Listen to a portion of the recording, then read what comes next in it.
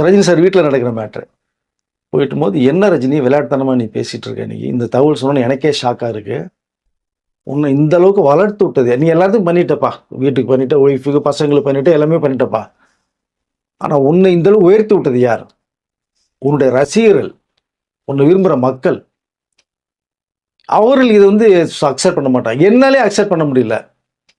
2 பேரும் சரிசமமாக உள்ளே வந்தவங்க.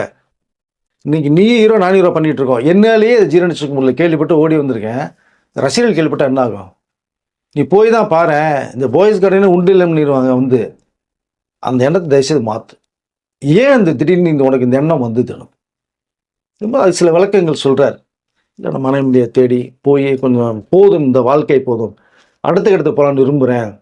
ஆமாம், பெரிய என்னமோ 100 வயசு மாதிரி பேசிகிட்டு இருக்க. நிறைய வேலைகள் இருக்கு உனக்கு. இங்கே இந்த வேலைகள் மூடி எப்பவுமே நம்ம பண்ணுற வேலையில் ஒரு நிறைவு அடைஞ்சால் நீ அடுத்த இடத்துக்கு போகலாம்.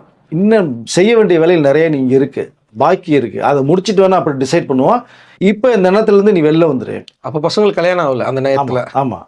அப்போ கமல்ஹாசன் ஃபுல்லாக விஷயத்த சொல்லும் போது அவர் திங்க் பண்ணுறார். 2 பொண்ணு இருக்கு. பசங்களா, பையனா, பொண்ணுயா? அதை கொஞ்சம் யோசி. ஒய்ஃபை யோசி. உன்னை வளர்த்து விட்டு ரசிகர்கள் அதுக்கு மேலே யோசிடி. அப்படிங்கும்போது இங்கே ரசிகர்கள்ன்ற மைண்டு தான் அவருக்கு ஏறுது. குடும்பத்துக்கு பசங்க எல்லாம் பண்ணியாச்சு, பணம் இருக்கு, எதை வேணாலும் செட்டில் ஆகிக்குவாங்க. மக்களை ரசிகர்கள் கமல் சொன்னார் பார்த்தீங்களா, அது அவர் மைண்டில் ஏறிக்கிட்டே இருக்கு. ஸோ அதனால் இந்த எண்ணத்தை தயவுசெய்து நீ மாற்றிடு. இந்த தாட்ஸே உனக்கு வரக்கூடாது.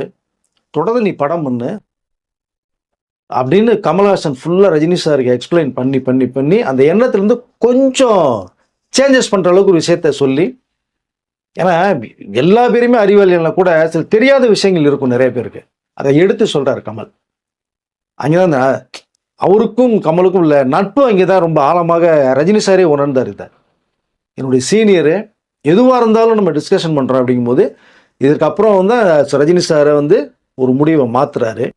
சரி, தொடர்ந்து படம் பண்ணுவோங்கிற அந்த ஒரு தாட்ஸுக்கு வர்றாரு. அதன் பிறகு தான் ரஜினிக்கும் கமலுக்கும் எப்பயும் நெருங்கிய நட்பு இருந்தாலும் இந்த சம்பவத்திற்கு பிறகு தான் அவருடைய இன்னும் ஆழமான 2 பேருடைய நட்பு ரொம்ப பேஸ்மெண்ட் ஸ்ட்ராங்காக வருது. இதற்கு பிறகு ரஜினி சார் எதோ ஒன்றால் உடனே கமலுக்கு ஃபோன் பண்ணுறது, கமல் எதுவும் ரஜினிக்கு ஃபோனை போடுறது, இந்த படம் பண்ண சொன்னாங்க, இந்த மனிதத்தனம் படம் இப்படி அப்படி பண்ண விஷயத்தை டிஸ்கஷன் பண்ணுறது, இந்த மாதிரி கதை வருது, என்ன பண்ணலாம், இது ஓகேயான்னு கேட்குறது. இப்போ கமல் இன்னமும் ரஜினி சார் ஒரு புது படம் கமிட் பண்ண கதை கேட்டால் கமல்கிட்ட தாங்க சொல்லுவாரா, கமல் இது மாதிரி கதை கேட்டிருக்கேன் நல்லா இருக்கா என்னும் போது, உனக்கு கேட்ட கதை தானே நீ பண்ணு அப்படின்னு தான் கமல் சொல்லி பண்ணும்போது தான் அந்த நட்பு அங்கே தான் ஸ்ட்ராங் ஆச்சு. இன்ன வரைக்கும் நட்பு தொடருது. அந்த